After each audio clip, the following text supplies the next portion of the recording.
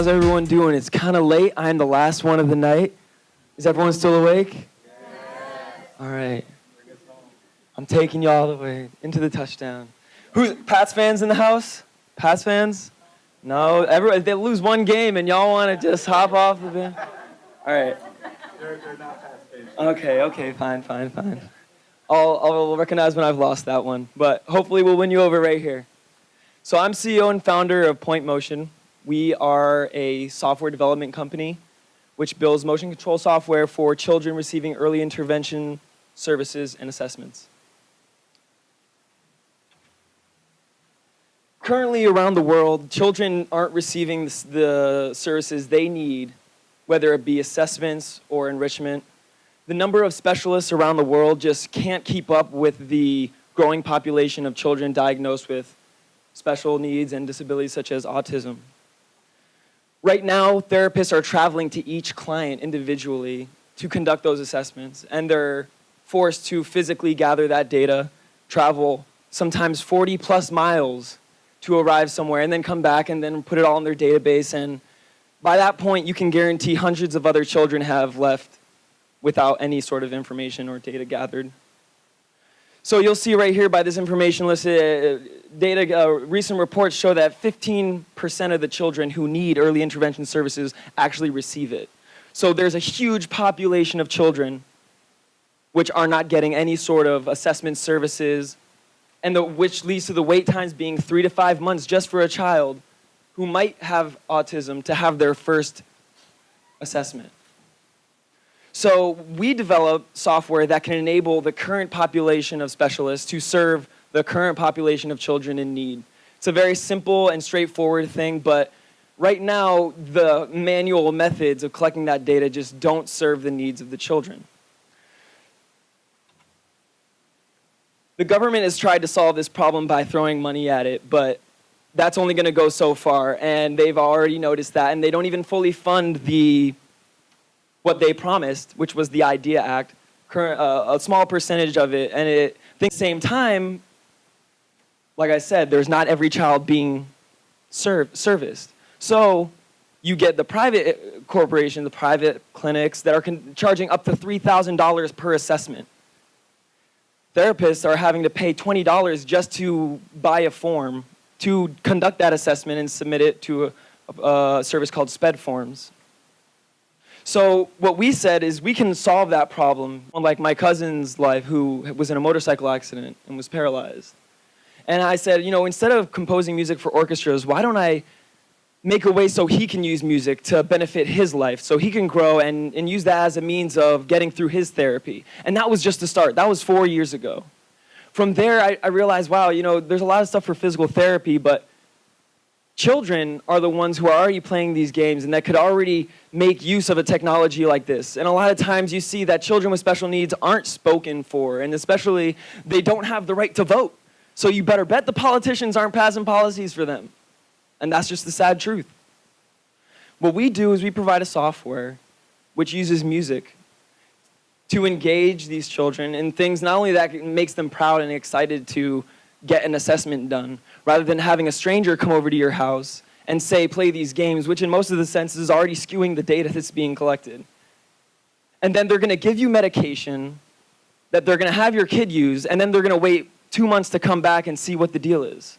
Rather than using a software like ours, which combines engaging them with something expressive like music while collecting data on their interactions with these games, sort of like Dora the Explorer or Barney.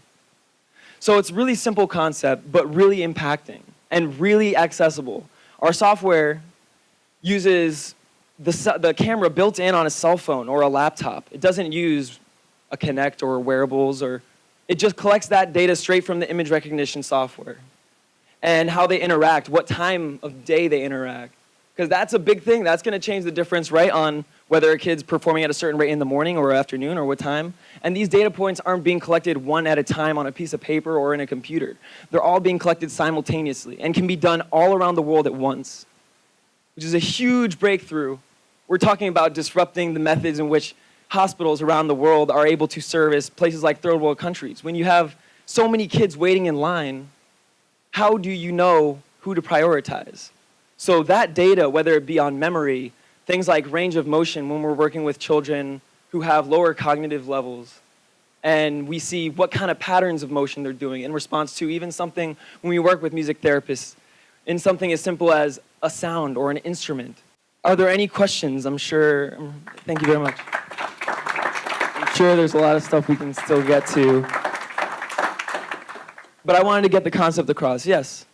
Are you saying, if you talk about the music, are you saying that music is the door into autism? Absolutely, absolutely. And beyond that, it's really one of those expressive channels that it's not an assessment where you're saying that's wrong and that's right.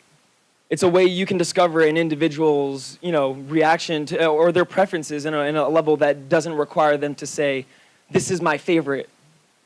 And one follow-up question. Yeah. My nephew is very much interested in music, and I'm encouraging him. He's going to be in the field. He might consider going to Berkeley and becoming a Absolutely. doctor of music. Absolutely. And utilizing that for autism to help autistic children. Would I be correct in my thought process? Absolutely. I have to say that when I've worked with children in the autism community, and that's why we completely shift our focus there. The thing that really changed my perspective, especially in those moments where I'm telling you, in the special education community, there's not a lot of funding, as well as it's just the way it is. I'm not going to sugarcoat it. But when you have a kid who can't quit on his disability, then why should I? Why should any of us? So these are methods that we can use to really take control of the situation. Stop wondering, how is this kid being impacted by the prescription medicine that we're giving him? And he can have a software that he uses every day. There's no cost to distribute this. They just download it right on their computer. Instead of waiting 3 to 5 months to get their first assessment, they can be having assessments every day for 3 to 5 months when they go to that first assessment. And that's the disruption that we're making with this kind of technology. Any more questions? Over there? So one of the questions that I can say is, Thank you. one of the questions I had was, how does the software, the app, really account for latency issues in the network, or maybe processing speeds on if you have less pixels on a camera or something like that? How does it actually account for? Exactly. So we do have, the pixels, definitely, I'm glad that you noted that. We actually do have in our program built in certain, limits that we make so the software isn't gathering data in a situation where it's going to be outside of our range of accuracy.